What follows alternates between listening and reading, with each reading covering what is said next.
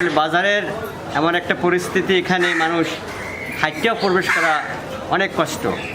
কারণ কোনো মানুষ যদি জুতা পায়ে দিয়ে আসে, তার জুতা খুললে আসা লাগবে এবং অস্বাস্থ্যকর পরিবেশ। মানুষ বাজার করে খাইয়ে সুস্থ হইবে, কিন্তু দেখা যায় এই বাজারে আসিয়া মানুষ অসুস্থ হওয়ার একটা পরিবেশ।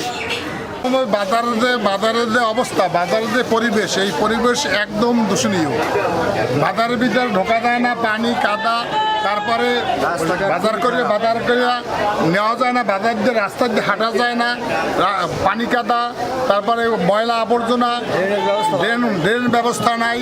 হ্যাঁ, বাজার করি আসে মাসের সুস্বাস্থ্যের জন্য বাজার করে খাই, কিন্তু বাড়ি নিয়ে ওটা খাইয়ে দিয়ে অসুস্থ। ঠিক আছে, এর মানে কোনো পরিবেশই নাই, কোনো ভালো কোনো পরিবেশ নাই, রাস্তা তো মোটেই নাই। এই যে পিছনে তোমার দেখো না, তাকাইয়ে দিক অবস্থাটা কি, রাস্তা একদম খারাপ।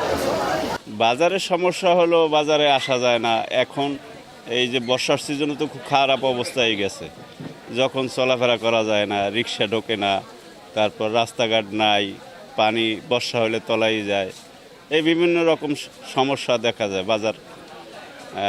অত এই পৌরসভার মধ্যে আমরা থাকি, কিন্তু পৌরসভার কোনো কাজকর্মও নাই, বাজার উন্নয়ন নাই, ভালো কোনো পরিবেশ নাই, অস্বাস্থ্যকর অবস্থায় এই বাজারে আমরা আসা যাওয়া করতে হয় আমাদের।